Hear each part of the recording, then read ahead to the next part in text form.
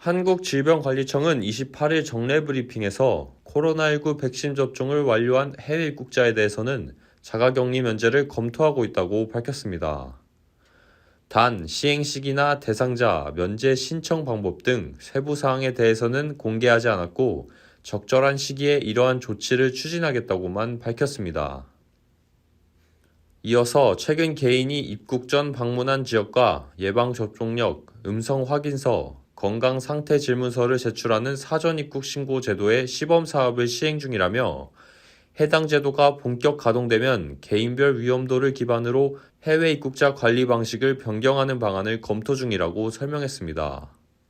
지난달부터 오는 11일까지 시범 시행 중인 사전 입국 신고 제도는 한국 입국 시 사전에 인터넷에 접속해 검역 정보를 입력하고 한국 도착 시 검역 절차를 신속하게 마치도록 하는 제도입니다.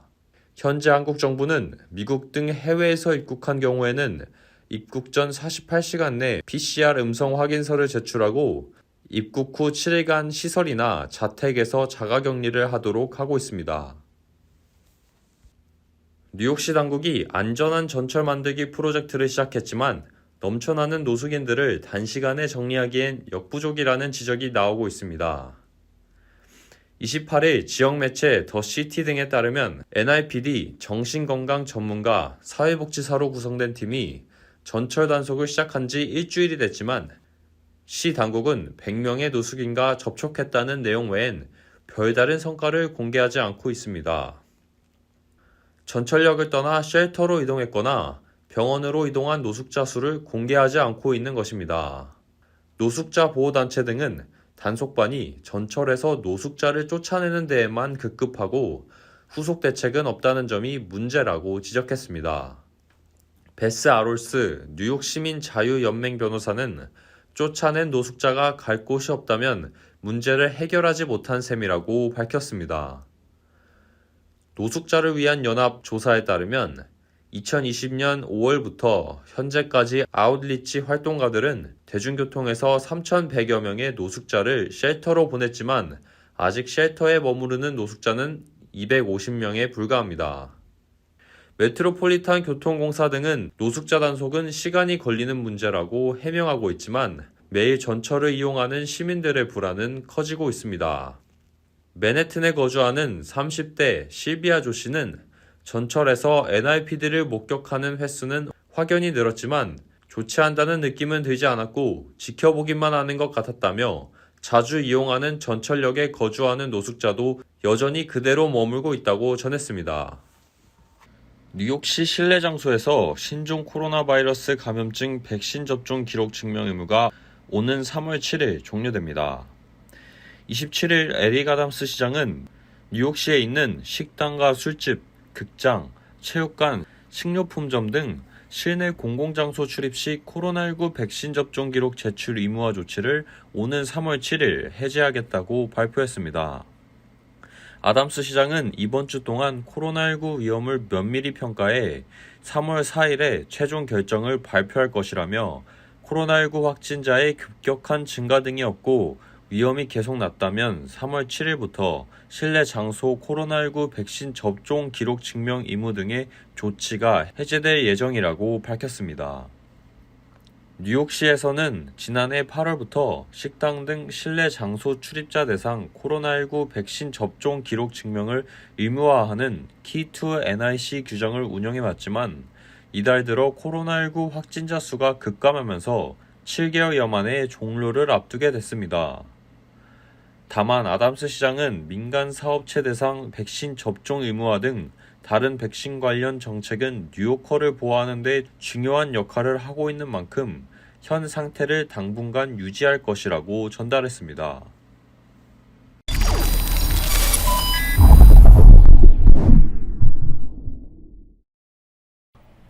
러시아와 우크라이나 두 나라 간의 협상이 5시간 만에 끝났습니다. 양측은 추후 다시 협상을 갖기로 했는데 러시아는 외화 통제와 항공기 비행 제한 조치 등 서방 체제 대응책을 발표했고 우크라이나는 유럽연합 가입을 신청했습니다. 첫 소식 김준호 기자가 보도합니다.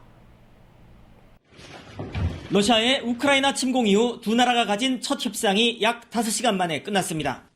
구체적 회담 결과는 알려지지 않았습니다. 양측은 다음 협상을 벨라루스, 폴란드 국경에서 열기로 한 것으로 전해졌습니다. И самое главное, договорились продолжить переговорный процесс. Стороны определили ряд приоритетных тем, по которым наметились определенные решения. 푸틴 러시아 대통령은 서방의 경제 제재에 대응해 강력한 외화 통제 조치를 도입했습니다.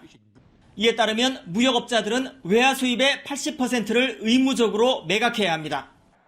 러시아 중앙은행은 어제에 이어 오늘도 증시를 열지 않기로 했습니다. 러시아는 또 유럽 국가들이 취한 러시아 항공기 비행 금지 조치에 대한 대응으로 영국과 독일, 스페인, 이탈리아, 캐나다 등 36개국 항공사들의 러시아로의 항공편 운항을 제한한다고 밝혔습니다.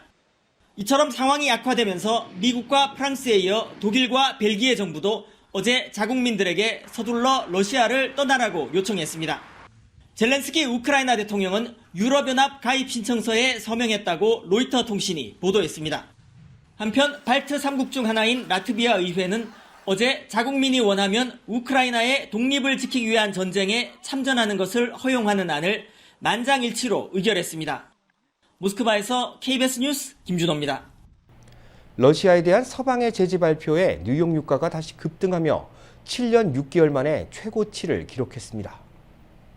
오늘 뉴욕 상업거래소에서 4월물 서부 텍사스산 원유는 이전 거래일보다 4.5%나 오른 배럴당 95.72달러에 거래를 마쳤습니다.